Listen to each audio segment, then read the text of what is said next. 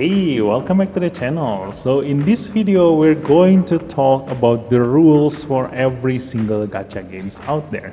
So as you have known, gacha comes from the term of the small machine from Japan that you put coins and you get a random thing out from that. And because of the nature of that randomness, then you will have a chance to spend more in order to get the things that you want. And this is the thing that game developer exploit from the players. So eventually, for game developers point of view, this will generate into becoming more income for them from the player, while the player is struggling to get something that they want. So a lot of gacha games introduce the probabilities of you getting the characters that you want here. And obviously, the stronger the character is, the lower the chance for you into getting them. But that system will end up for you having more duplicates of the weaker characters compared to the stronger characters that you want from that game. So if the game developer doesn't do anything for these duplicates, then you will end up with a ton of useless duplicates in your inventory. So a lot of gacha games introduce the way for you to make use of the duplicates, either to strengthen the characters that you already have or to fit them into your stronger characters as a fodder to level them up.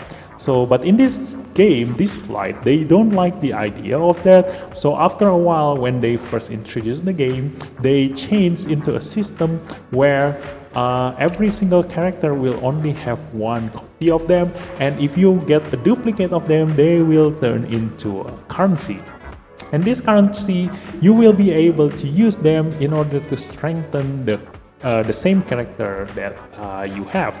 So because of the nature of the level, the strength difference between all these characters, they are marked according to the stars that they have here. Like legendary have 5 stars, epic have 4 stars, rare have 3 stars. That's the way for the game developer to tell you that this is stronger than this one and this one is stronger than this one. But it will just breaks all the balance if they only make the legendary characters into the one that is stronger than many of the other characters out there, because eventually people will only going to use the legendary characters and they will totally ignore the epic and the rare esper. So a lot of gacha games will always going to implement a system where if you upgrade your rare esper here into a maximum duplicate, like a maximum level, then it will be stronger than a single duplicate of the epic esper. And the same thing happened for the legendary. The same thing applies for the legendary. If you have maximum duplicates of epic esper, it will going to be stronger than a single copy of a legendary esper. That is the rule for every single gacha games out there. That is the basic of balancing for a gacha system. So to make use of your luck and to make you think that even if you are unlucky, you will still have a fighting chance against someone that is slightly luckier than you. But in Dislyte, that thing goes even further, because eventually if you have a maximum duplicates of a rare esper, it doesn't mean that if you have a maximum duplicates of legendary espers, you will eventually ignore the epic and the rare esper. Because in this game, all the epic and the rare esper have their own purpose, and they want to emphasize that by giving you a lot of content where you need to make use of every single esper that they already developed. So that makes things much more complicated, because that means that you will need every single copy of every single character in this game, which is kind of frustrating for some players, but that's just the way Dislyte wants to play with these games, because they really appreciate the design and the idea that they thought about behind every single characters that they have. They just don't want to throw them away by making them useless. And that is also a good thing about this game, because that means that the rare characters that you love, even if they are deemed to be like a low rarity compared to the legendary ones, but if you really like those characters, you can always able to implement or synergize them with all the legendary experts that already out there. So this is just a unique way for Dislyte to play with their gacha games. Now, the thing is that a lot of gacha games out there will have different materials in order to level up these different rarity espers. So legendary espers will have different materials to level up compared to the epic one and also compared to the rare ones. So because of this limited amount of materials, and obviously the lower rarity will have more you will have more items or materials for the lower rarity espers compared to the higher rarity espers. That makes it that if you just started playing the game, the rule of thumbs that you need to follow for every single gacha games out there is, even if you get lucky and get a ton of legendary espers at the beginning of the game, you don't want to level up all of them, because you have limited materials, and it is much wiser for you to only level up 1 legendary and 2 epics and 3 rare espers to distribute all the materials that you have and to make you progress through the game much smoother.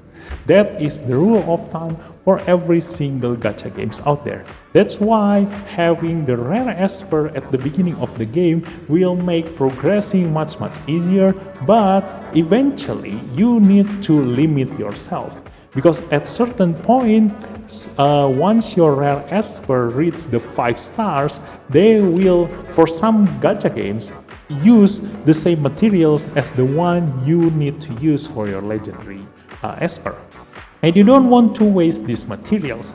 So up until certain point, you don't want to upgrade your rare esper to the same level as your legendary esper, but you can at least upgrade your rare esper to the 4 stars where it is going to use the same materials as your epic esper, because some of the characters from the rare esper is much more useful compared to the epic esper in certain scenario, and that also applies for every single gacha games out there.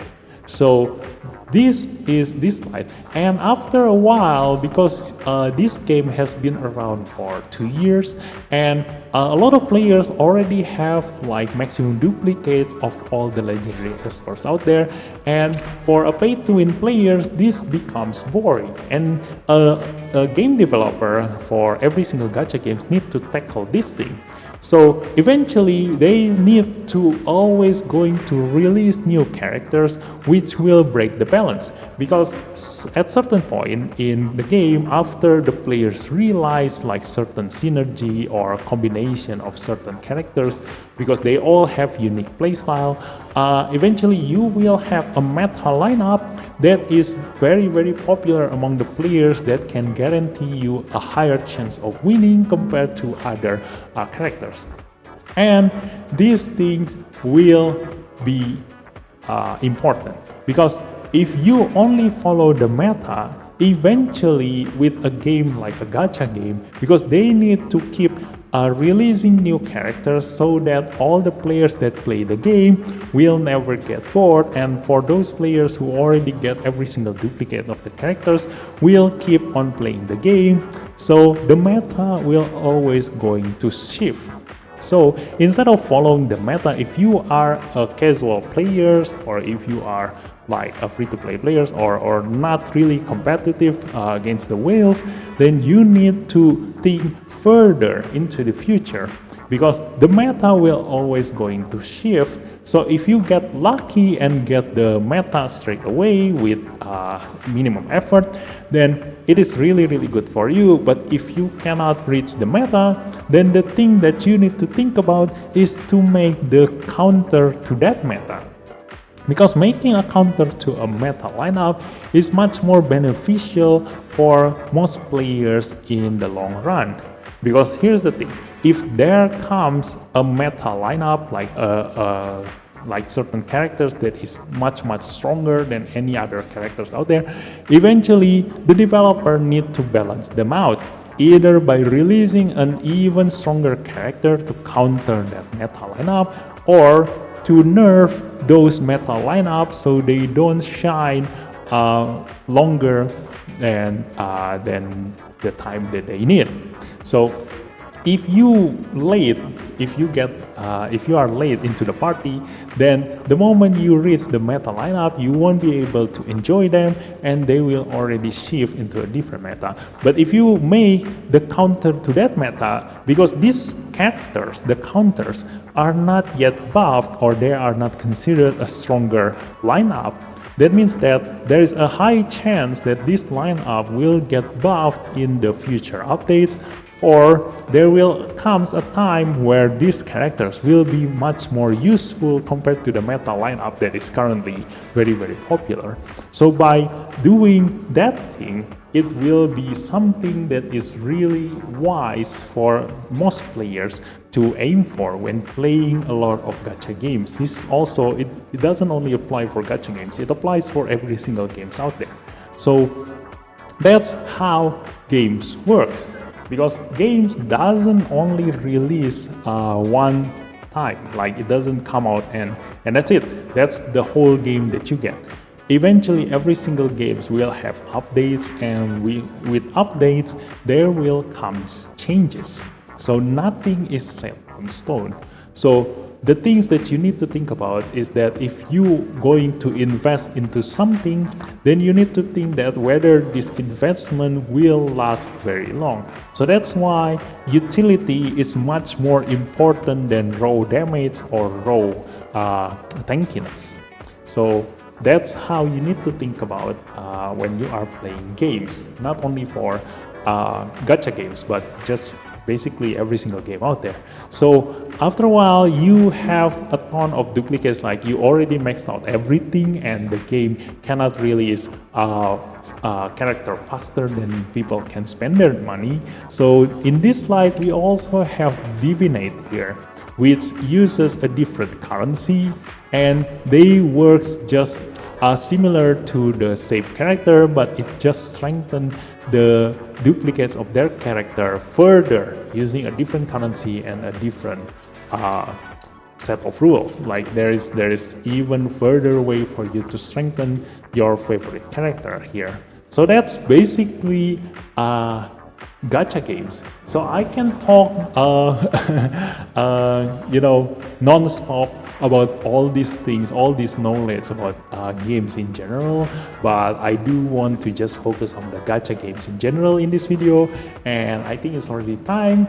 And so that's it for tonight's video. And I'm going to release like this kind of videos, like probably mostly on characters or espers, so look further into that. So thank you guys for watching, hope you guys learned something from this, and I'll see you next time. Bye bye.